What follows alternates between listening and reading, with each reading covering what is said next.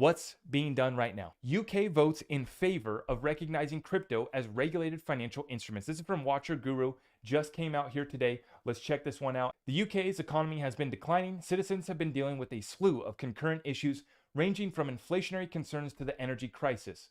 In the midst of all this, Prime Minister Liz Truss announced her resignation at the end of last week. Rishi Sunak has now taken over the position of Prime Minister. Sunak is pro-crypto as he envisions making the UK a crypto innovation hub.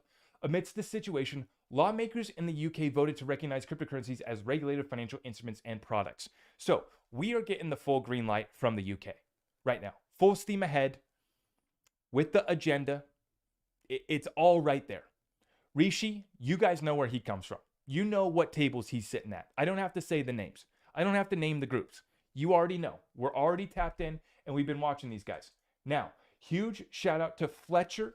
This is Fletcher on Twitter for tagging me in this and sharing this article.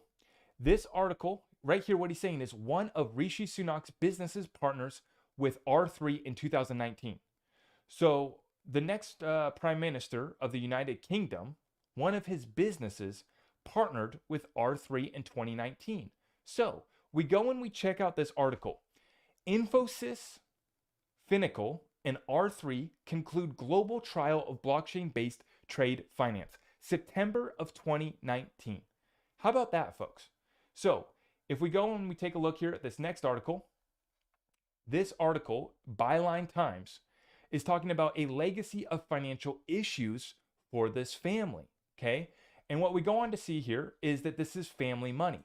Much of Sunak's wealth comes from his wife, Akshata Murthy, substantial portions of which in turn is from her stake in the Indian company Infosys, founded by her father, Narayan, I'm not even gonna say these names, in 1981, her dad.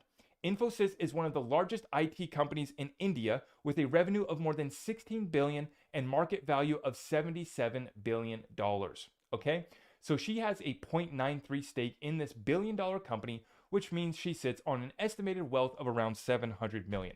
So everyone over there is kind of up, throwing their arms up in the air in a tizzy because, you know, he has a little bit of wealth. His family comes from a little bit of wealth. Rishi and his wifey sitting on a little nest egg.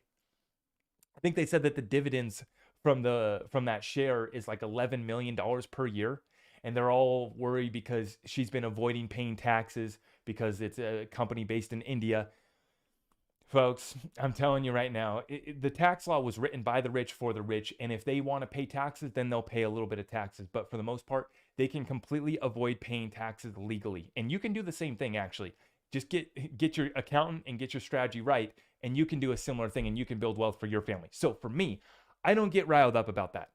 What I want to take away from this is seeing that we have a new prime minister in the UK. His family's wealth, where he comes from, is a company that partnered up with R3 in 2019.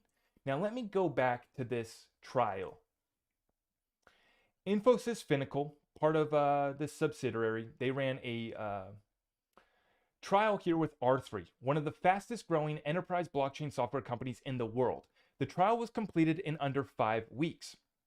Now, the highlights. I just want to cover the highlights of this trial. They participated in both domestic and international trade processes by forming intra-country and intra-country groups. Let's see what's important here. 67% of respondents believe that by having transacting parties on shared distributed ledger, they can cut down the processing times by over 30%. 11% believe the improvement could be over 50%. Okay, that is all cute, right? No shit is the point. We knew about this and they knew about this all the way back 2018, 2019.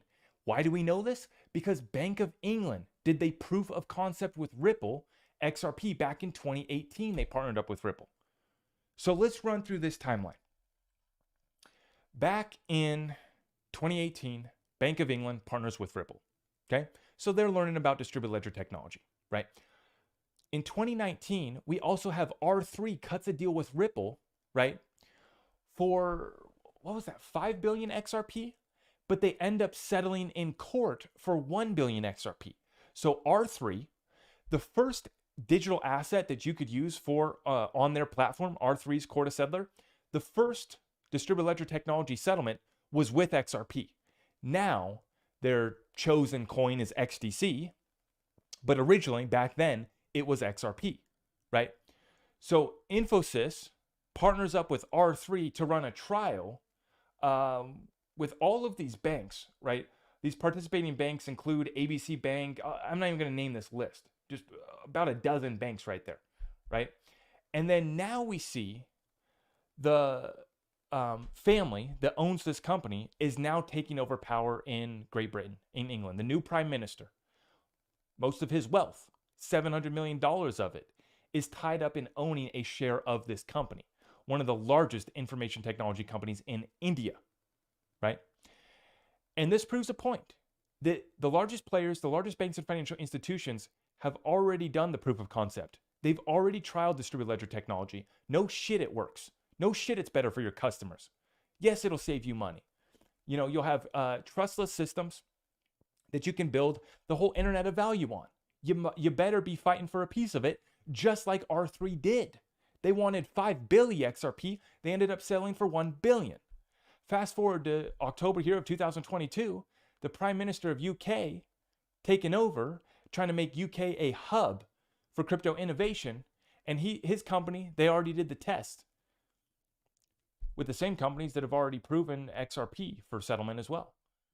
The first currency that was used, cryptocurrency, on R3's platform was XRP. And there's a reason why institutions like R3 tried to get their hands on 5 billion XRP. It's all right there for us to see.